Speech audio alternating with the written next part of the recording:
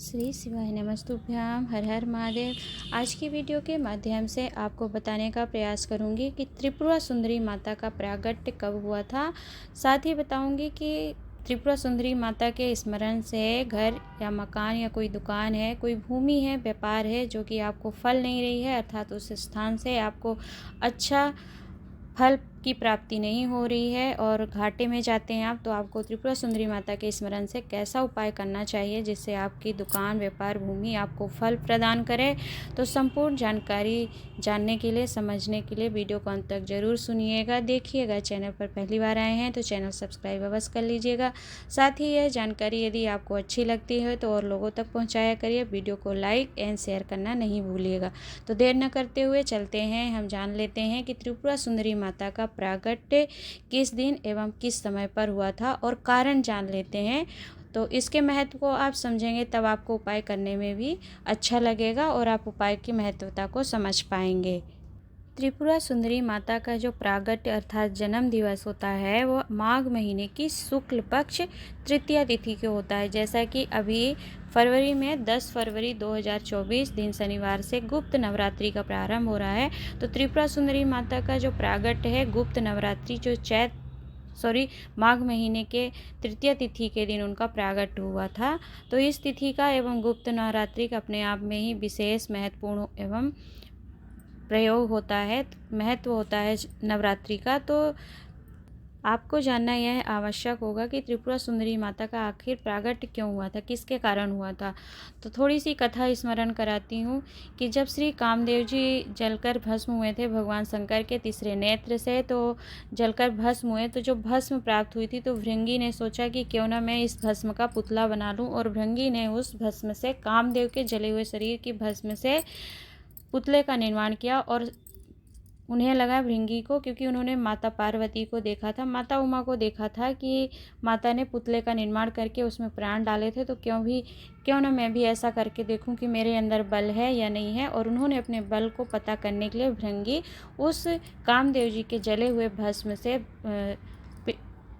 पुतले का निर्माण करते हैं और उसमें बेलपत्री वृक्ष के नीचे जाकर के शिवलिंग का निर्माण करते हैं और पूजन करके फिर जल चढ़ाते हैं और उस जल का ला करके छींटा उस बनाए हुए पुतले के ऊपर डालते हैं तो उसमें प्राण आ जाता है।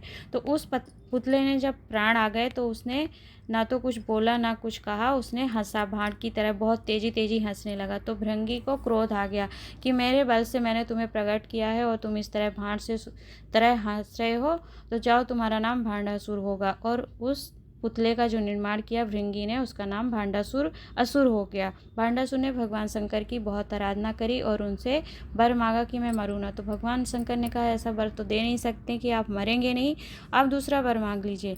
तब भांडासुर ने वर मांगा था कि मेरा मृत्यु हो तो ऐसी नारी के हाथ हो जिसे आप अपने नाभि कमल से प्रकट करें और ब्रह्मा विष्णु यम सभी ब्रह्माणी इंद्राणी उनके पंखे झेलें और सभी यमराज उनको ले करके मेरे सम्मुख आए। ऐसे नारी के बल से ही मेरी मृत्यु हो, अर्थात ऐसी नारी से मेरा वध किया जाए, मेरा संहार किया जाए जो नारी भगवान शंकर के नाभि कमल से प्रकट होकर स्थिर हो। जैसे भगवान ब्रह्मा जी के नाभि कमल से भगवान विष्णु का प्रागट हुआ था, वैसे ही नारी की मांग उसने की भांडासुर ने, और कहा कि जिसके चरण कमल में, अर्थात जिनके चरणों में सिंहासन ब्रह्मा विष्णु का हो, गरुण बरुण यम स्वयं संजो कर उस नारी को मेरे सम्मुख में लाए और ब्रह्माणी लक्ष्मी सभी लोग उनके हाथ में पंखा झेले उनका।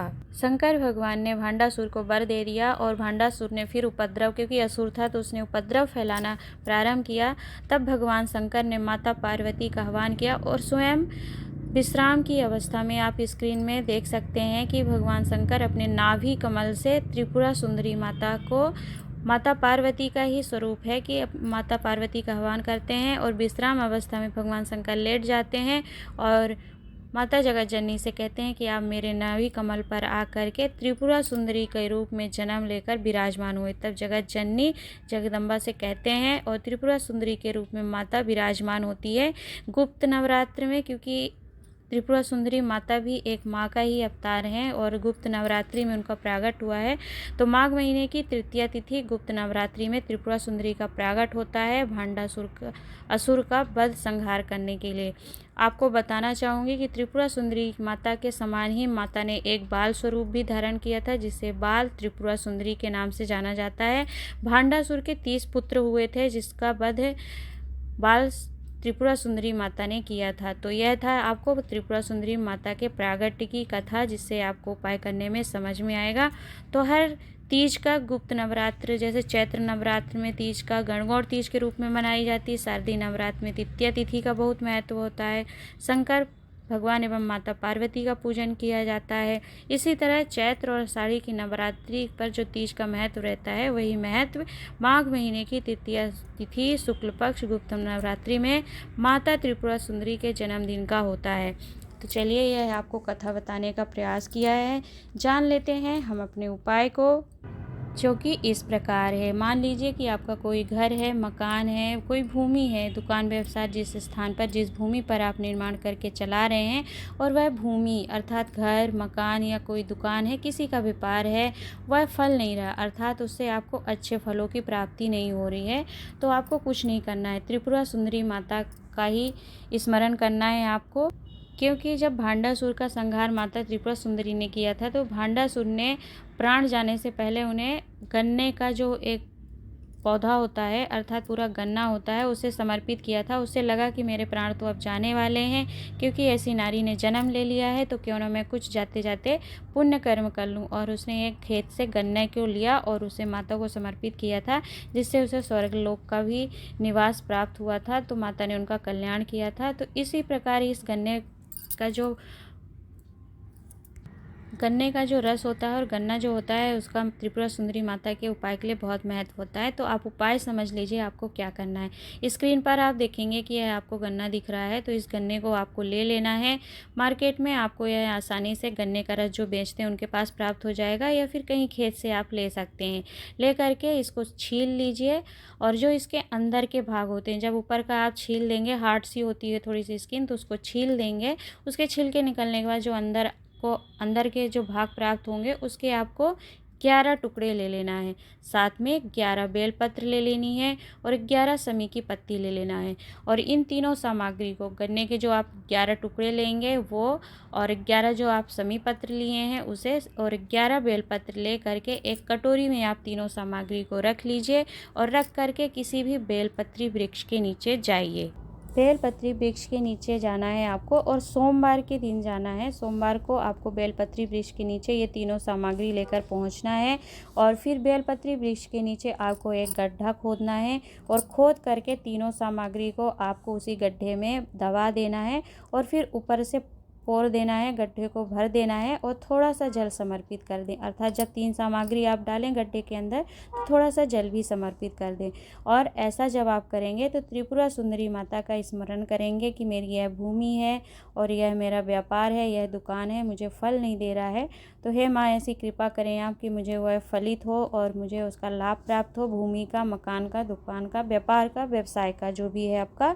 ऐसी प्रार्थना करते हुए फिर आपको समर्पित करके जल को उसे भर देना है। और 3 दिन के बाद फिर आपको उसी बेलपत्री वृक्ष के नीचे जाना है, जहाँ पर आपने यह तीनों सामग्री को रख कर आए हैं, दबा कर आए हैं वृक्ष के नीचे। वहाँ की बेलपत्री वृक्ष के नीचे थोड़ी सी मिट्टी उठाकर आप ले आइए, और आपकी दुकान है तो दुकान में डाल सकते हैं, जो भूमि है वो फल नहीं दे रही उस भूमि में डाल सकते हैं, व्यापार है, व्यवसाय है, जहाँ भी जिससे आपको अच्छे पुण्य फलों की प्राप्ति नहीं हो रही है, उस भूमि पर आप डाल देते हैं त्रिपुरा सुंदरी माता का नाम लेकर बेलपत्री वृक्ष के नीचे की मिट्टी को।